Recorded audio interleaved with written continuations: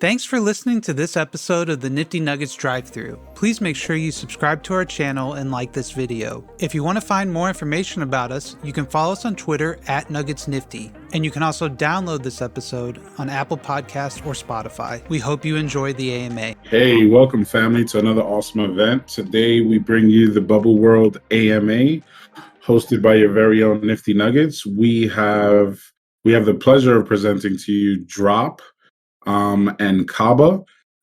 If you gentlemen can just start us off telling us a little bit about yourselves, like your background previous to NFTs, any experience that you've had in NFTs previous to starting Bubbleworld, and then how you guys come along to start the Bubbleworld project.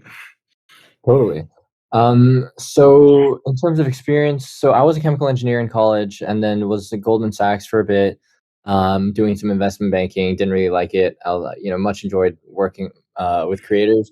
So afterwards I kind of knew that I didn't want to continue. So basically, started working with creators, started hearing about crypto art and got really excited about it and wanted to build a platform that essentially helped, unlock that value, which kind of led to Bubble House and Bubbleworld, which we'll talk about in a second, but that's on my front. Kava? So I study economics and finance, college, and I actually did some investment banking too, a couple of years out of college. And I guess, I always wanted to build something, just didn't have the right project or idea to get right into. But yeah, when Drop reached out to me with this idea, I got super excited and I kind of just went for it. And, it's been a great journey so far. I'm guessing you gentlemen are the founders? That's right, we are. Yeah. Okay. Were you guys doing any trading or investing in NFTs before you started Bubbleworld? Absolutely. I mean, we're in the NFT space. Nice. Yeah, we love it, and we're doing a lot of stuff that you'll see that hopefully helps unlock more value around it too, that people are excited about. But yeah, we love the NFT space. I mean, Brian there. I mean, obviously, like we trade moonbirds to Azukis to apes to all of it. So yeah, more. Yeah, I paper handed a moonbird epically. No, what you thought? Yeah, really bad. Like really bad. Like so no way. So we got a golden moonbird when it was like 65 ETH. So we dropped like 200K on it at that time. And then 5 days later, we didn't even plan on selling it really. But then we just listed at like 205 ETH, and like 5 days later it just sold. So it was like a nice, X number of ETH, like 180 or whatever over like a 5-day period, which is a nice Wait, you bought a rare? Yeah, we bought it off the secondary when it was like 65 ETH, and then we sold it 5 days later at like 205. Let's go. Nice.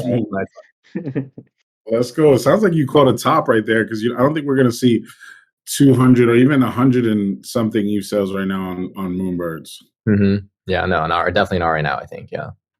Are you holding any to have exposure to the project, or? We have a Moonbird. Yeah, we have a Moonbird, but a cheaper one, not a gold one. Nice. Okay, so you guys are familiar with the space, I'm guessing, and you've been in there for a bit. Like, when did you start? When were you your first adventure into NFTs? We've been building the platform for like 2 years now, over 2 years. Bubbleworld, so Bubble House is the platform that we've been building it for over 2 years, because you can imagine what it takes to build a platform. Bubbleworld, we've been prepping and building for roughly 6-7 months, something like that. And so Bubble House is the platform. Bubbleworld are the flagship collections that are launching on the platform. And you'll see, what those are in a sec. Yeah. Nice. So you've been building this for 2 years. How was it always intended to incorporate NFT utility when you started? Not at the very beginning. So in the beginning, I just enjoyed working with creators, and so I was actually doing stuff. I wanted to build something that unlocked more creativity for creators in general. And I started talking to all these photographers, and then they're like, "Oh, you gotta you gotta get into crypto art. Like it's fucking amazing." And so that was my first exposure, kind of these creators back in the day telling me that like they were calling it crypto art, they weren't even calling it NFTs. And then I got really excited about it, and then we decided to go that route in terms of like really unlock some value in the platform that we're building. So if you can to take me through the journey, you set out to you set out to start up with Bubble House, which is a way for you to what is it Yeah. that you intend to do with creators? So you mean right now? So yeah, When you first started first off, yeah. So first off, it was a way to display content in very creative ways. Okay. And all these photographers were in the platform, and all these illustrators, and and we obviously were talking to a lot of them because we had a great community around us, and they were like, "All right, yo, you guys, like, we got to get into crypto art. We got to get into crypto art." And then we're like, that sounds fucking dope." So from at that point, that's when we got really excited about it, and then essentially started thinking really hard, and getting into the space a lot more at that point. And this is pretty early on, and then incorporate it as a core part of the platform. Now, how were you displaying content or presenting content when you started Bubble House, or did you get to that? Yeah, we did.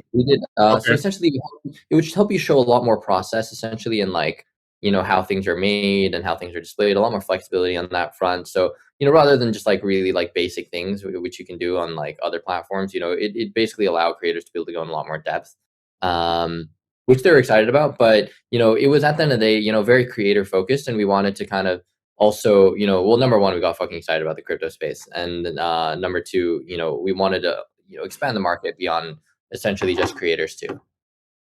Was it a website, an app? How did Both. how It's did both. users interact with the platform? It was primarily an app. Now we are Okay. on all platforms. Nice. So in that journey, you start to get in. You start to get into what you guys are deeming crypto art. How does that manifest now into Bubble World being an NFT project? Yeah. So that's what we're here to do. Okay, so Brian will drop a deck into, I guess, the channel that you guys have made. Yep. If you guys can just open that up, that'd be great. It'll essentially, there's a lot of layers to what's going on here. So it's it'll be good to follow along. So we'll just give you a second to do that, and then Yeah, I'll drop in there in just 1 second.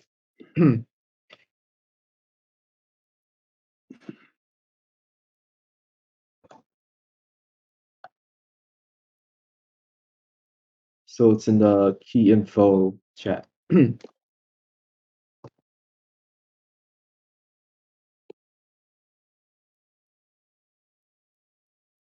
Okay, so if you guys look in AMA key info, that's the deck that you'll need. And let's pull it up. And then you just got feel kind of when I go to the next slide, you guys will figure it out. Okay, so Bubble World is a collective of premium collections that's launching on the NFT marketplace called Bubble House. I'm going to talk about Bubble House a little bit before I talk about Bubble World, because it'll lay a lot of groundwork and context around what it is. Investors in Bubble House and Bubble World, great people: Steve Aoki, David Guetta, Pharrell, Post Malone, Moonpay, GoPuff, Heist Abadi, Cassius. Some great VCs like Cassius, Soma Capital, Third Kind VC, SV Angel, Water Tower Ventures, Kima Ventures, Ocho Capital, a bunch of people who are very excited about essentially what we're building here. And so what it is it's an NFT marketplace that uses a lot of the frictions that currently prevent a lot of collectors and creators from accessing the space. And so those frictions include things like, right now, as a collector, you have to sign up for a MetaMask, you have to buy crypto, send it to your MetaMask, connect your wallet, right, in order to buy your first NFT. It's a lot of friction. We all have that friend who kind of says, how do I get into the space? How do I buy my first NFT? What crypto do I buy? Where do I send it? Blah, blah, blah. So it's a lot of like onboarding right now. So essentially on Bubble House, instead, what happens? You sign up for an account, you have a wallet automatically set up for you, and you can buy using credit card or crypto. So you don't have to essentially buy crypto first as a first-time user. You just sign up, you buy the credit card, and you have your first NFT, and slowly you can start to peel back the layers from there. On the creator side, we're easing different frictions. Those frictions are things like, right now, having to hire blockchain dev, essentially embed minting functionality on a website that you're creating, connect to MetaMask APIs and so on, in order to kind of kickstart your project. And that's time consuming to find that blockchain dev in order to do that. And it's also very expensive. So essentially on Bubble House, what happens is that you just plug in your generation files into the platform, and it automatically manages your whitelist and your gift list for you. And from there, you do the minting. The minting functionality is embedded in the platform already. So it's essentially bubblehouse.com/project. You mint directly on the website, which means you don't have to hire a blockchain dev anymore in order to embed that functionality on a website. You just essentially use a Wix or a Squarespace or a WordPress in order to focus on the content and let the platform take care of the kind of technical bits for you. You don't have to like collect wallet addresses and plug in your contract, do any of that. Like, it's all taken care of. So that's on the Bubble House side. Bubble World are the premium flagship collections that are launching on But Bubbleworld, those are the flagship collections launching on Bubble House, and the Genesis collection in Bubbleworld is the Founders Pass that gives you whitelist access to all of the Bubbleworld collections. So I'll talk about that in a sec. Before I get there, first a little bit more on the Bubbleworld team. There's Nat, Phil, Wab, myself, Brian, Anton, and Crip. So some people you might know in the space already as well. And in terms of the pass itself, so number one, it gets you whitelist access to the different Bubbleworld collections. I'll talk about those collections in a second. Essentially, Bubbleworld collections are organized where there are roughly 6 to 7 collections per season. The Founders Pass itself is a 10K project, and it essentially gives you, in addition to the whitelist access, 50% reduced off of the trading commission and 30% reduced off the public mint price as well, if you ever mint on the public sale. So once we launch the Founders Pass and Season 1 of the Bubbleworld as well, it takes us to roughly Q4 of this year, and we're going to be doing a token airdrop back to the Bubbleworld Founders Pass holders as well. And the pass holders also get the best staking rewards. So that's the pass. The Executive Founders Pass, there are only 300 of these. This is primarily allocated towards project founders, collab managers, influencers, and absolutely exceptional members of the community who've just been like super helpful and amazing. So we're essentially allocating these towards the mint to see who's been the most helpful essentially as well. And it also gets you a free trading platform out on Bubble House for life. And if you ever mint on the public sale, you automatically get 60% off. It also gets you slightly higher token allocation, slightly higher staking rewards as well. The Supreme Founders Pass, only one of these. This one is essentially given. It's auctioned off. So we want the big difference with this one is that 1% of the primary mint revenue of every single Bubbleworld collection automatically gets slammed on whoever owns this. So it's a way to make money over time as well through all the different mints, as well as to make multiples on the pass itself. And so in terms of the Season 1 collections, we're showing you a bit of a sneak peek over here. We only work with the best creators, essentially. They're top of the line. This one, for example, is a big Vietnamese artist, massive community around him already, super renowned as a Vietnamese digital illustrator. Due to the Seraphim, this one, the lore behind this one is that there's this parallel universe called the Ether where the Seraphim inhabit. It's filled with dangerous forces, wild magic, and each of these Seraphim have different powers depending on what sect they're part of. And their big goal is to create a more stable, established universe where they lend their powers to construct that universe. And so there's one sect in the Seraphim that doesn't like that, and there's conflict associated with their Seraphim because of that. So that's the Seraphim. The art's amazing. If I could share my screen, I'd show you more, but it's fucking dope. People super excited about it. Brooke Monk, a different type of NFT creator that we're also introducing to the Web3 space. So she's one of the biggest TikTok creators in the world. She's over 25 million followers. Essentially, she's doing an NFT pass that we're building with her that essentially gets you access to token gated content that she's creating. So token gated, TikTok videos, images, and videos that she's consistently uploading. Live club member meetups at conventions like Comic-Con, exclusive merch giveaways, airdrops of other NFTs, and so on. The reason that we're building with her is that she really understands the Web3 space, the fact that each collection is a fundraise through which you're meant to give back to your community and grow with them. So, because she really understood that spirit, we're building with her. The Buddy Gators, this one's by a creator who, he's been building his character for years, massive following around the character already. It's a character centered around positivity, and essentially he wants to engage Web3 in order to be able to grow and let the community invest in the character, and grow with the character as well. And so a new kind of engagement, obviously, and very excited that he's been so essentially dedicated his life to this character. And so we're building a global Web3 brand with him. The Chizus, this one's about a post-apocalyptic world where these human beings have these robotic enhancements. Also a great creator. The Sin Cats, this one's about an overground versus an underground world where these cats rule the underground world and they have to work together to survive. And we really like that. We really like that spirit of working together to survive. And so it's a spirit that we'll be translating into the Syndicate community as well. Rachel Brockman, massive TikTok creator as well, similar to Brooke, also gets you access to token gated content that she's uploading as well as airdrops of other NFTs, giveaways, and things like that. The Mao Noms is another creator that essentially has been building this character for years as well, and essentially wants to allow the community to be able to invest in the character now too and grow with the community. And so, in terms of timeline wise, we actually just launched our first public tweet towards the end of last week. That one pretty much blew up. So you guys should check that out if you haven't already. Our NBA drops with DeMarcus Cousins and Alperen Şengün, those are happening towards the end of May. Then we're doing our Founders Pass mint towards early June, going straight into our Season 1 collections with the Seraphim, Chizus, Baby Gators, and so on. And then we are throwing a massive party NFT NYC for Founders Pass holders. Booked out Mr. Purple for those of you who know New York. It's a beautiful rooftop bar. It's going to be nuts. And then we're unveiling season 2, Q3 of this year, and we're doing our coin airdrop Q4 of this year with the largest allocation towards the Founders Pass holders and slightly small allocation towards the individual collection holders as well. And of course, the staking rewards come with the holders too. So yeah, that's Bubbleworld. And if you haven't kind of checked us out on Twitter and our Discord, you should definitely join. I mean, our Discord's great community on there already, and I'm sure you guys will be excited about it. Cool. Did I hear you correctly? Are there some of these curated drops that are launching before the Founders Pass?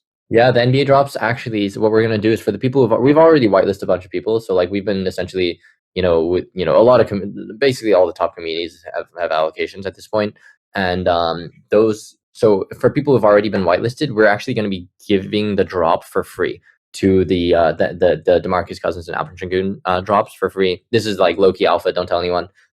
So as a way to kind of show that we're here for the community. And essentially the way that NFT works is that it's a mystery box NFT that converts into a different NFT after a few days, where essentially depending on the rarities, some people are going to be able to go like have courtside seats and visit DeMarcus Cousins. Some people are going to be able to Zoom with him. Some people are going to get digitally signed jerseys. Some people can get physically signed jerseys. And so there's a variety of like mixes, but it's going to be airdrop. It will able to be claimed straight from by the people who've already been whitelisted.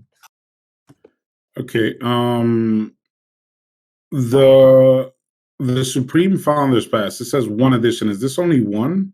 Yep, only one. Going to be auctioned off. Cool. Now, if I'm understanding Bubbleworld accurately, so you guys are in essence going to be not just a marketplace, but also incubation and launchpad, correct? Yeah, so we sometimes get that word launchpad. We don't really love that word because the difference between a launchpad and us is that a launchpad feels like you're taking it through the point of launch, and post mint it's kind of like, all right, we're letting you guys fly now. You know what I mean? But these are brands that we're building in-house. Like I would describe it more as like an LVMH in the Web 2 space, but in Web 3. So LVMH is like an overarching umbrella where essentially they own like Louis Vuitton, Givenchy, Dior, to like Tagger, so everything from watches to like clothing to bags to liquor and so on. And so Bubbleworld essentially functions as that overarching umbrella where we want to build these top-notch essentially collections underneath them, which guarantee that quality, that execution, that team with different communities but still working together and anchored by the Founders Pass holders essentially. So that's really much more of like how we're trying to in terms of what is a more accurate description of what it is, as opposed to kind of a launchpad where people knock. Launchpad sounds like people knock on your door. Oh, can we like join the incubation program? Yes, no, blah blah blah. And, take it through them and then like they fly away. But that's not this. Yeah, no, respect. I could tell that from the very beginning of the deck. I can tell what words you're using and what words you're not using. So it's clear that you want to make it clear that basically you guys are partners with everything that's on your platform. But the only thing is that like when I'm AMAing people, I want to break it down to like the layman terms so the DJ understands. Absolutely. But I could tell that you guys are forming long-term partnerships with people that want to come into Web3 and are genuine about it. Now, in return for your holders minting your Founders Pass and the other passes, well, technically only one other, you are in turn giving them 30% reduced from public mint on all the collections or on selected collections? So that's only if you mint on the public sale. Essentially, the main thing that they're getting is the whitelist access to the collections. So at whatever price it's going to be. And now if they don't, so essentially there are roughly 6 to 7 collections that launch on Bubbleworld per season. Each season lasts 6 months. Each season takes roughly 6 months. So there's going to be a collection coming like that begins public marketing every 3 or 4 weeks, essentially. And so there are 10,000 Founders Pass holders, Founders Passes, and each collection is roughly a 10K as well. We're reserving 50% of the collection at least, so roughly 5,000 of each collection to go towards the Founders Pass holders, which means that each Founders Pass holder is going to get at least 3 to 4 collections whitelist-wise per season. And so what we need is, if you don't get the whitelist for one collection and you mint it on the public sale instead, you're automatically going to still get 30% off. Now, this is in perpetuity, or this is just basically for the first 6? No, it's in perpetuity. The Founders Pass applies to all seasons to come. Yeah. Cool. 50% reduced trading commission platform wide on Bubble House. So basically, this is the marketplace's commission, right? So like Opensea's is 2.5. Exactly. Yeah. You're gonna not charge your holders 50% of that, correct? Exactly. And actually, this brings in a very interesting point about a new commission structure that we're bringing in that we think is actually one of our most important things to talk about, which is, so like you said, OpenSea takes 2.5% on every transaction, LooksRare is 2%, but it's roughly the same, and 5% creator royalty on average, right, on OpenSea on every single transaction. So that's fine during the mint hype cycle and things are going up like 600-700%, because that 7.5% becomes pretty negligible since you're making so much money. But the problem lies 2 or 3 weeks later when floors start to stabilize a little bit more. And that 7.5% is a huge disincentive to invest in the secondary market, because you feel like in that floor needs to go up at least 10-12% before you even start making any money, right? Because if that's 7.5%, you're going to lose. So that's a huge problem for the secondary market. It's also why, floors become so stable and kind of stale. The volume goes down big time, because if people don't feel like the floor is going to go up so that they're going to make any money, people are not going to invest, right? So huge issue. On Bubble House, instead, what happens is that, it's still a 2.5% platform, 5% creator royalty, but we only do the 7.5% tax on the profit that you make. So for example, if you buy Moonbird, let's take the Moonbird example. Let's say you buy Moonbird at 25 and you sell at 26, right? So you've made 1 ETH theoretically.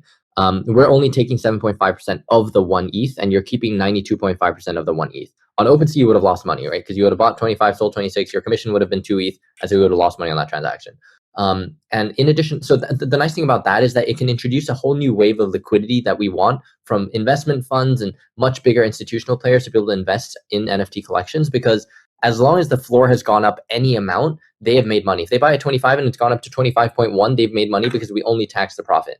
And so, we want to essentially introduce a lot more liquidity into the space this way. It also means that there's downside protection, because if you buy at 25 and you sell at 24, you've lost 1 ETH. On OpenSea, you would have lost another 2 ETH because of that 7.5%.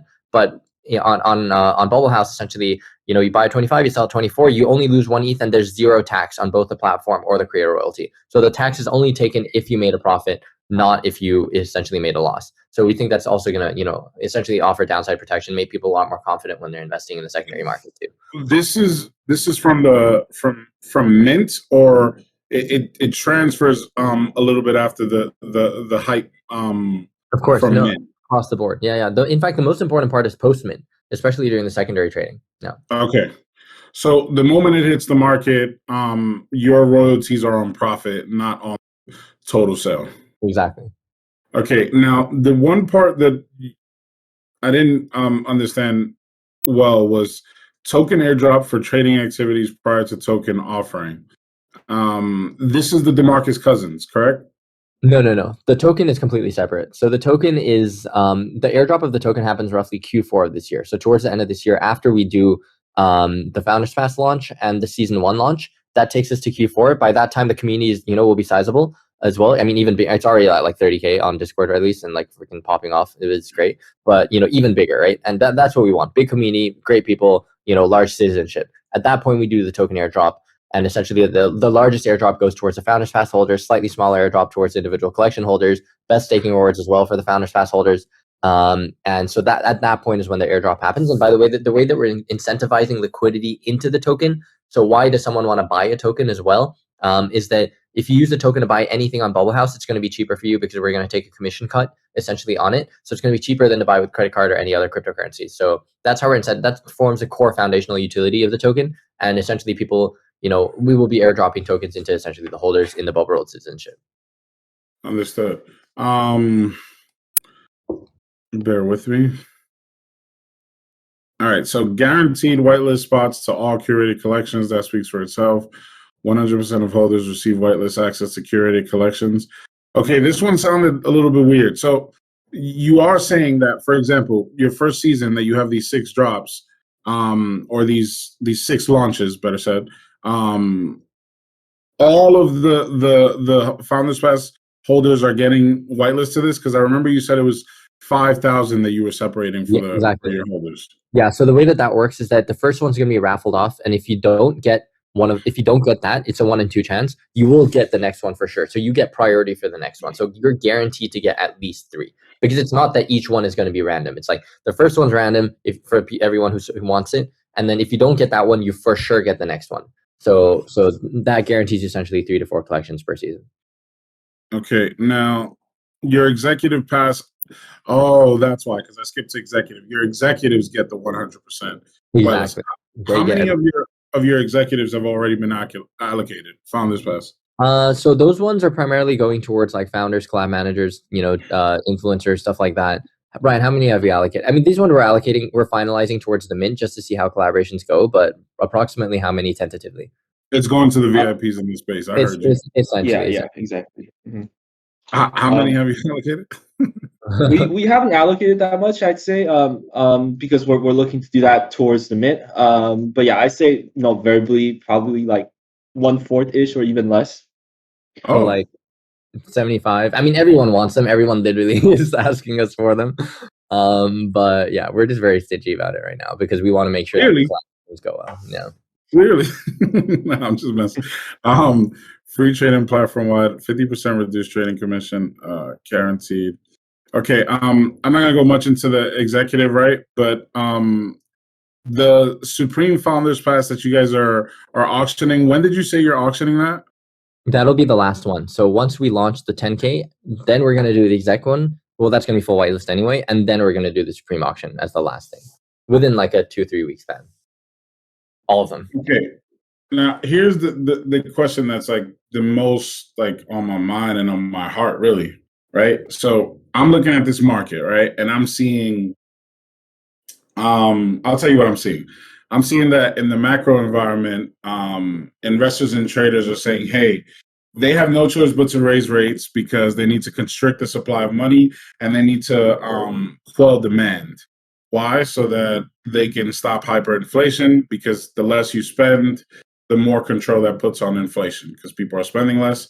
And the way you do that is you raise rates, right? So me and my homies that are active trader investors in the space are calculating like, what will that mean to NFTs, right? We're pretty sure it's gonna hurt crypto. Will NFTs survive from that? We are inclined to say no, but we are also open to different possible ways of looking at it. Like maybe the NFT market is nascent and not big enough to be impacted by what's going on out there, right? Let's say we're wrong, and let's say NFTs are going to be hurt significantly due to this. Have you guys been planning, like, what are you going to do for these launches that you got coming up this 6, where your content creators or NFT founders are looking probably to sell out their collections so they can grow their communities and their projects, and we may see markets where they may only sell 30% or 40% or 50%, even with a cool platform like yours? Yeah, I mean, I think that it's just something that we're gonna have to navigate. I mean, I think that like it's hard to say that the NFT market, entire NFT kind of market goes to zero. I don't think that's the case. I mean, of course, it takes a hit. Things have their ups and downs. In terms of, I think you just adjust essentially. I think nobody, like, we're definitely not going to mint unless we feel like we're going to sell out. And from what we're seeing, like, there's tons of interest, and we've allocated like probably, I mean, allocating our full whitelist is not an issue at this point. We're just being very stingy about it. We've probably allocated like 6,000 whitelists already, and like 1,000 is going to go to treasury, 1,000 is going to go to public raffle, and so we have like essentially 2,000 to allocate, and so we're being very careful. So I mean, it just means that I think community at the end of the day matters. The value you're getting out of things, and it really matters too. And as long as people see value, like, it's just a matter of like, maybe it takes a like 10-15% hit, but that benchmark kind of still remains where it is, depending on how much actual value is coming out of the product, which is probably the most important thing. So I'm not a proponent of the NFTs are going to zero standpoint. Not that a lot of them aren't. I'm sure a lot of them are, but I think it overlooks. I think when that's said, it overlooks how many are not going to go to zero and will Absolutely. survive. But what I'm more saying is like we're likely going to have a real issue with demand in the NFT space, and it's largely going to be supported by people like us that are active, maybe even full time in the space.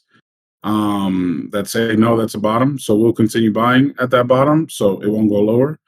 But demand from like new entrants, new market participants coming in may dry up considerably. So it is like I see your platform, and I see what you're doing, and I think it's pretty cool. I'm reminded of House, not to say that they're doing all of this, but to say that when I envisioned and I saw all those top executives that have joined the House Pass, I was like, oh, they're probably going to build something really cool. And when I see what you're built here, I'm like, oh, that's what I saw. It's something like this. It's really, really cool what you got going on here. But I am concerned, like as a holder, like what's going to happen 2-3 months from now as far as demand. But if you're saying, hey, well, we're going to make sure that we build strong communities that will support these projects, then it's obviously we'll see, because it is a cool project.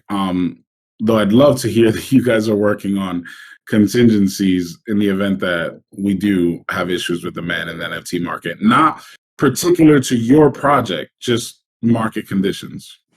Yeah, I think so. I think that's, I mean, there's only so much you can do at the end of the day on that front, contingency wise. I mean, you just basically like, I think strong community is the best contingency against things like that. Making sure that people understand like the value that they're holding, that they love the community that they're part of, and they're consistently getting that value over time too. Even though, in kind of hopefully a worst case, people see that like that value may, wait until an upcycle before it really starts accruing. So maybe that's the case, but I think at the foundation of it, a strong community is what, and that plus the new commission structure is really important too, so that people don't feel like their investments are going to take a massive hit in case things take a downturn. If they want, they can always sell it, and they're not going to take an additional 7.5% on top, if they get fucked essentially, and they want to, essentially sell it. So if you buy something at one price and you sell it at that same price, you shouldn't lose 10%. You should lose 0, right? So that kind of trading behavior is what we also want to bring out. Well, after the gloom and doom, let's give you some props, right? That is genius. I'm surprised someone hasn't done it earlier. Mm-hmm. I'm sure the space would be very grateful to you and your team for instilling that, because maybe it becomes a trend and other platforms do something similar. I doubt Opensea is going to let go of the 2.5%, but maybe they'll do something. Now, projects that go on Bubbleworld and are curated by you guys and are on your marketplace, that doesn't mean that we won't see them trading on Opensea, correct? No. You can trade them on Opensea. You can move it out. You can trade it on LooksRare as well. It just means that you're going to take that commission cut. You're not going to get the commission structure that we have, but you can definitely trade it on there if you want. Have you thought of doing anything kind of like LooksRare is doing, where they're incentivizing? Well, I think it's LooksRare and X2Y2, where they're incentivizing people to list, trade, and buy on their platform by giving them some of their points. Yeah. So that's an option. I mean, that's how they're going about it, because they don't have the content. You know what I mean? Essentially, like, they're trying to attract other content and essentially activity on their platform. The difference with us is that we have it's our content. So we can structure the commission this way. We can make the primary sale happen on our platform. Like, we can build the community around the platform too as well. So it's a very different structure. Like, if I were them, I would be thinking about ways to incentivize listing and trading on that platform, because they're just focused on attracting existing content. We're here to essentially build new content, essentially great community, new commission structure, a whole new world of essentially like NFTs and NFT investing. Redefining like how that essentially investing works too. We might do listing. I mean, depending on how the listing goes, we might do listing rewards as well. But from what we see, hopefully the commission structure is an even bigger incentive to trade on our platform. LooksRare can't do what we're doing commission wise, because they're created the people who, the existing content that they're trying to attract, their creator royalties are going to happen on the entire transaction. So they can't control that. They can only control their 2%, and it doesn't make a difference, because even though, even if they made their 2% only on profit, the creator's still going to take 5% on the entire transaction. So it doesn't really help. The nice thing about us is that we have the content and we have the platform, so we can make both work together so that you only get taxed on the profit. Cool. Why Bubbleworld? Yeah, so bubble, because it's like you're in the NFT world, you're kind of forming a bubble of things that you like around you. It's like a colorful thing, it's like beautiful, it's aesthetic. And world, because under Bubbleworld, we want to create a vast citizenship across all these different collections, of course PFPs and influencers, and to sports, and to even maybe fashion and things that we aren't thinking about, but essentially united by quality and the fact that the holders get value out of what they're buying. And because of this vast citizenship, we wanted to communicate that feeling of that vastness, and we felt like World did a good job of that. So, and it sounded good together, Bubbleworld. I think it sounds like a nice name. So we went with it. Cool. Investors, are these investors that you're showing on this deck here, Are all of them capital investors, or are some of them They're all investors? capital.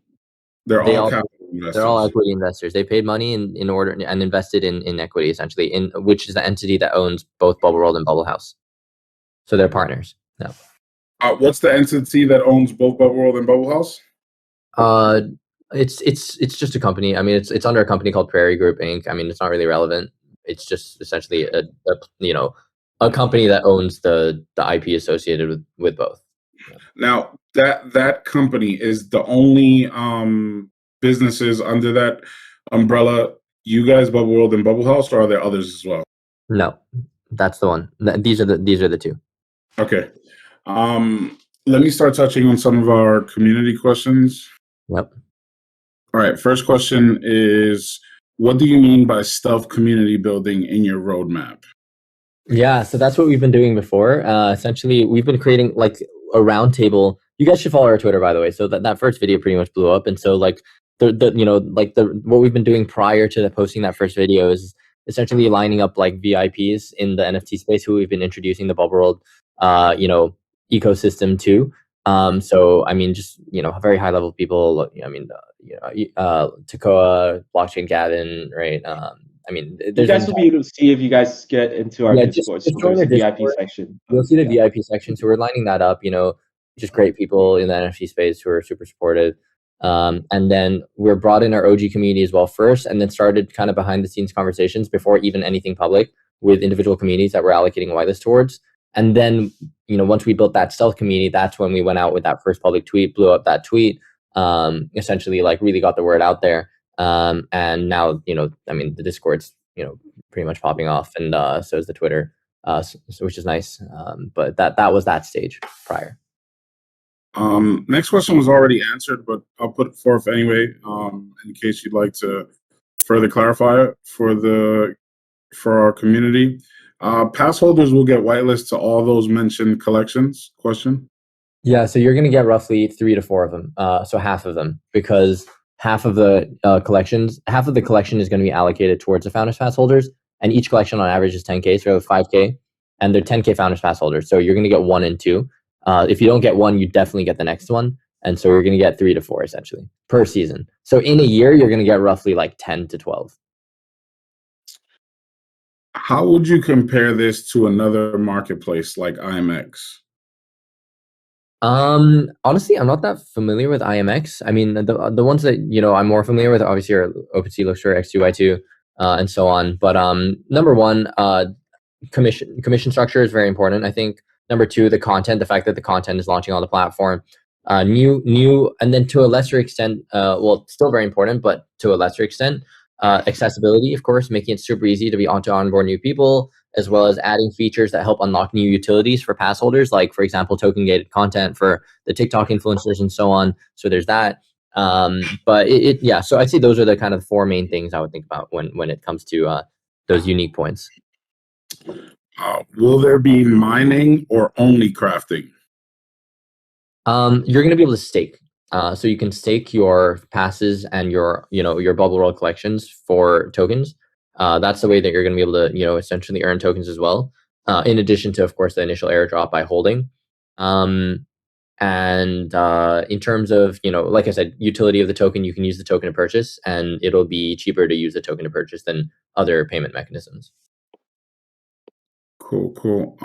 So the community's asking, will there be an executive pass in the vault, gentlemen? Absolutely. We're in our vault. Oh, so your vault. Yeah. No, we can. I mean, hopefully all the collaboration goes well, and we can definitely allocate, an exec pass or 2 for you guys.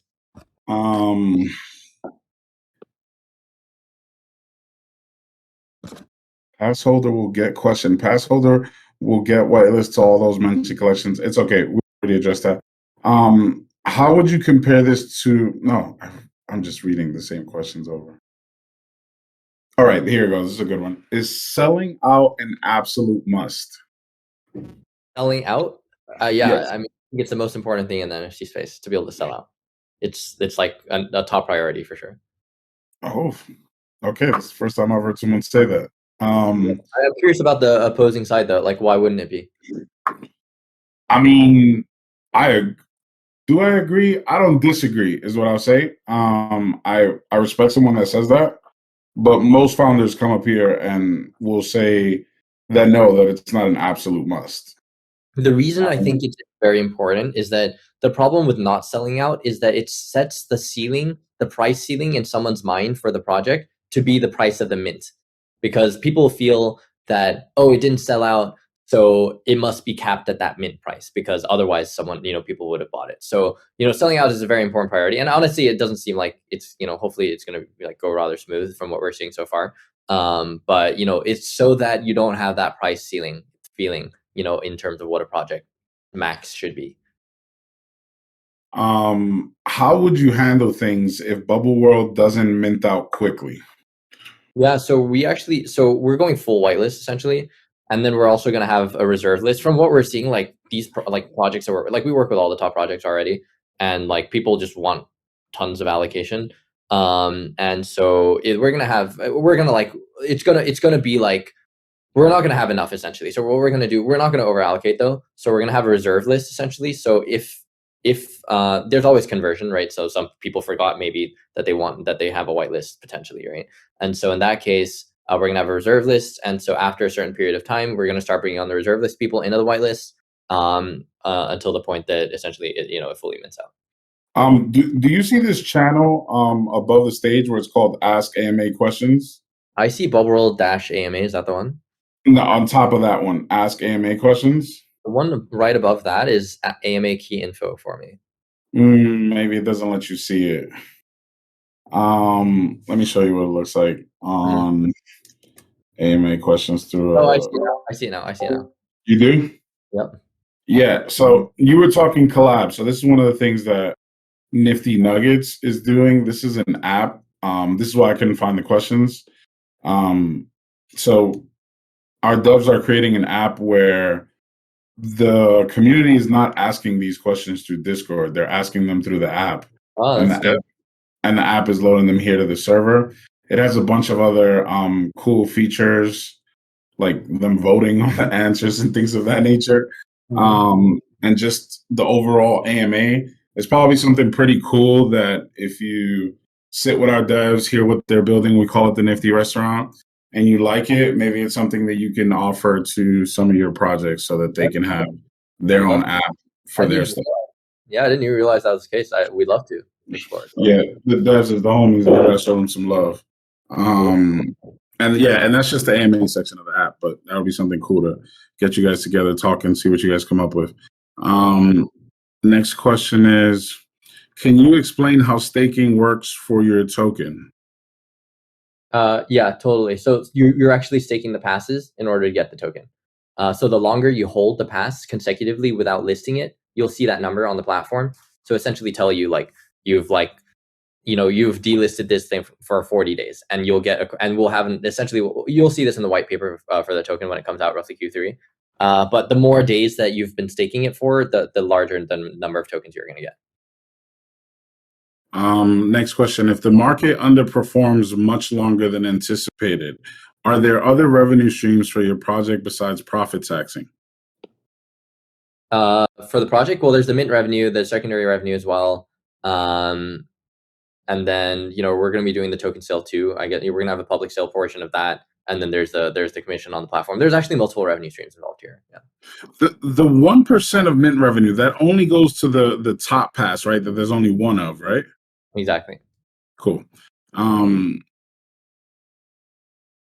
Bear with me.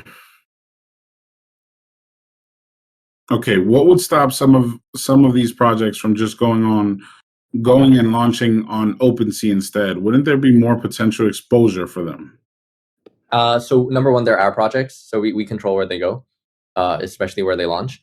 And the commission structure is why we think it's going to continue to be traded on the secondary here, because you're essentially you're protected against big downsides through that profit commission. Cool. What blockchain are you targeting? All the Bubbleworld collections are going to be on ETH, but in terms of the Bubble House marketplace, you can actually pick. You can pick between ETH and Polygon. Nice. And we're probably going to support Solana and Arbitrum next. Awesome. Are you issuing new tokens to people who stake, or tokens that already exist? AK, are you creating tokens? No, not creating. It's gonna be fixed supply. It's just gonna be one airdrop. It's gonna be probably 1 billion tokens that we're gonna allocate part of that billion is gonna be allocated towards these airdrops, and then staking, probably like a staking vault as well for the rewards. Nice. Okay, I think we touched on all of the community questions. I did have a question about the whitelist. So I think I don't know if it was, no, not the DeMarcus Cousins, but there was one project that you said, the Founders Pass. You said that there was 1,000 going to the public raffle. So there will be no public sale. The public raffle is what you're calling the public sale. Is that fair to say? Yeah, the difference between a public sale and a public raffle is that the public raffle takes a bunch of people, raffles it, and gives 1,000 spots to. It'll be at a higher price than the normal whitelist, and essentially assigns them whitelist, but at a higher price. And the reason that we do that is, and rather than a straight up public sale, is that we don't want gas wars. So we all saw what happened with the other side when a public sale happens, with large demand. So we don't want people to waste money on gas. So we're just going to whitelist them, and they're going to get like a whole day essentially to be able to buy when they want. And then the other 9,000, that's just going to go to whitelist, team, and treasury, if I'm not mistaken. That's right. Nice. Are you doing any multipliers, like if people have multiple passes?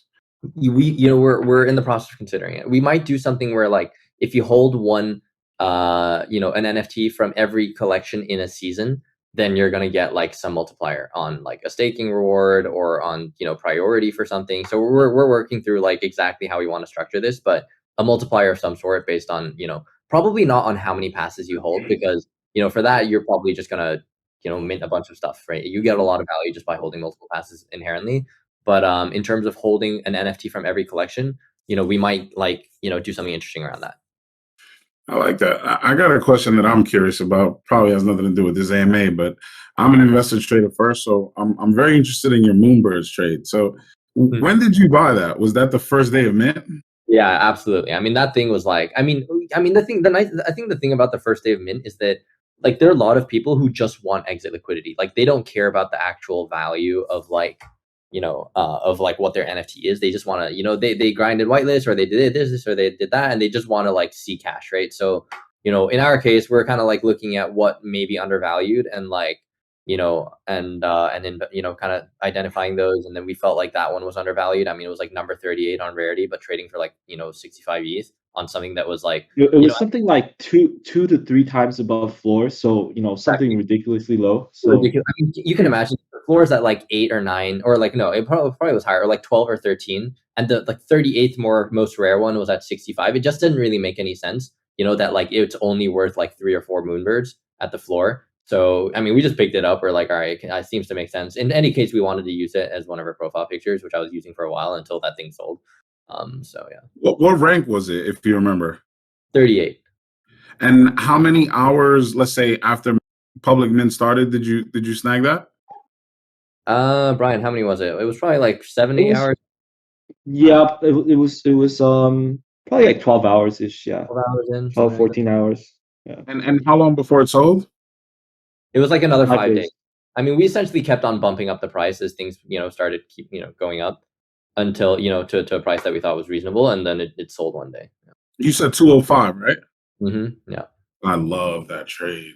I'm super interested in that one. So it was a golden rare moonbird.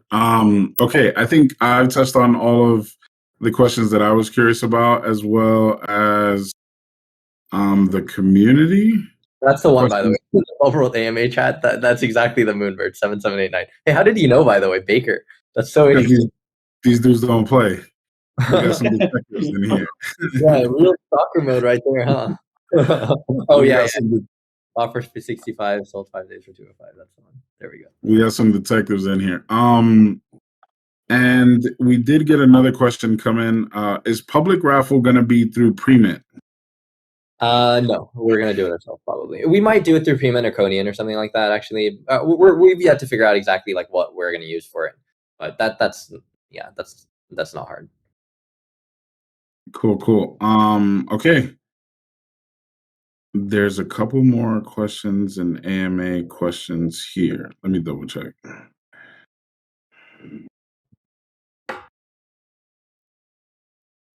Oh, what if people chosen in public raffle won't mint? That's why we have a reserve list.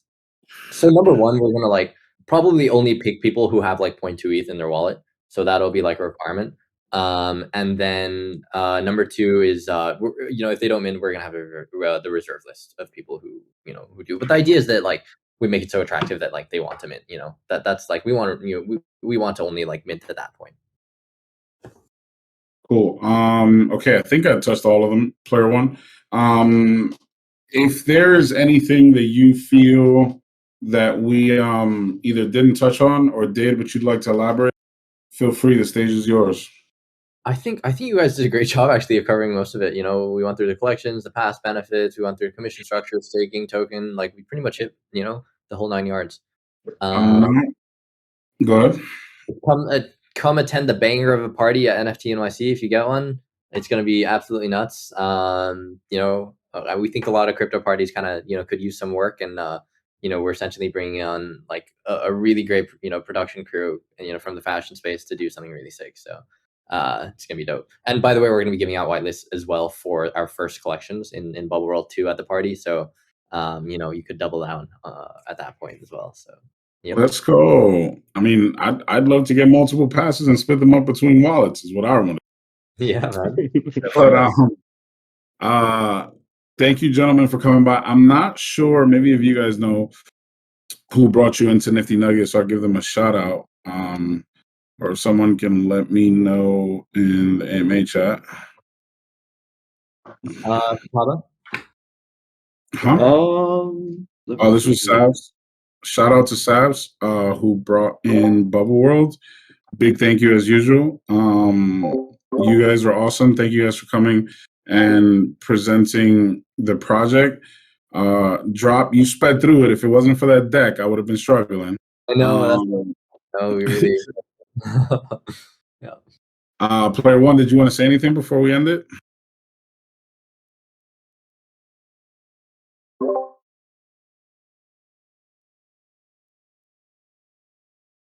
Cool. You know what? One other question. When are you looking to launch? Early June is when the mint takes place. Early June. And did you have a mint cost in mind yet?